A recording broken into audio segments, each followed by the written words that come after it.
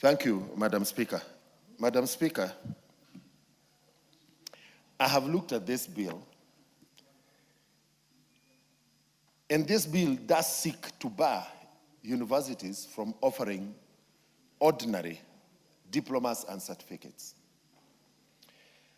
But the Commission for University Education therefore retains the position of being the competent authority on postgraduate certificates, diplomas, and degrees. But who then handles? Who is the competent authority on matters middle-level training? Because we have the TVETA authority on one hand, on technical and vocational training. But who is the authority on business training, for example? Who is the authority on accounting? Who is the authority on nursing? And the many other middle-level competencies that our country needs. And I'm wondering whether this bill, the amendment in this bill, should be improved to bring more coherence in terms of one authority on qualifications in this country. We have the Kenya National Qualifications Authority hanging somewhere.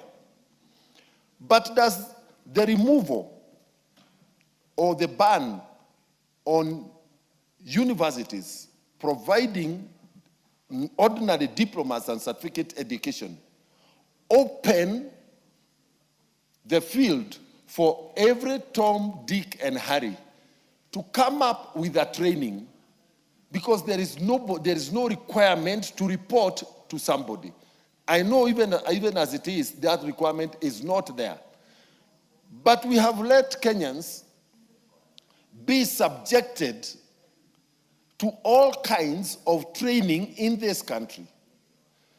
Allow me to give you an example of a training that is now very popular in institutions in this country, referred to as a nurse's assistant. Nowhere in the human resource for health, both in the policy and in the strategic plan, is such a title provided for.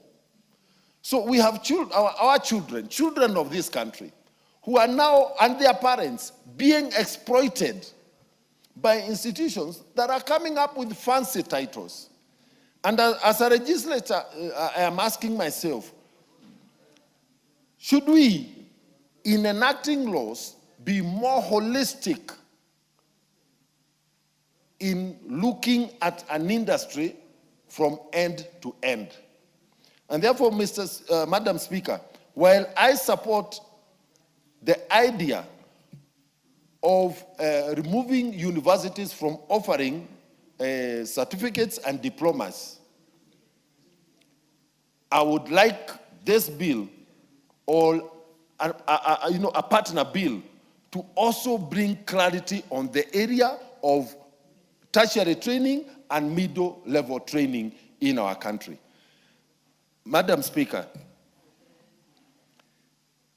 there is also this other question. The Higher Education Loans Board. So what is higher education? Of the Ministry of Education. Teacher trainees in Kamweja Teachers College, in Kagumo Teachers College, in Murang'a Teachers College, colleges under the Ministry of Education do not qualify for funding under the higher education. Why? Yet these are Kenyan children. Children at the Kenya Medical Training College. The Ministry of Health is asked to find, health ministry funds to be administered by HELB for higher education. Yet everybody under TVET apparently qualifies for higher education funding. So we need to be more coherent as a House in terms of a holistic appraisal of the regulation of the education sector. And therefore, Madam Speaker, while I support this, I urge us as legislators, including myself, that we need to bring more clarity on the area of education, and especially the equal treatment of every Kenyan child who accesses higher education. If the word higher is misleading, then we need to rename HELB so that it provides educational support to these children, Madam Speaker, who we provide bursaries under basic education. But immediately thereafter, there is a huge gap. So when in Nyeri, for example, I support a child who is in KMTC with 7,000, yet the fees is 70,000. How do parents raise the remainder, 90,000, yet we do not have dedicated funding for such children under HELB? Madam Speaker,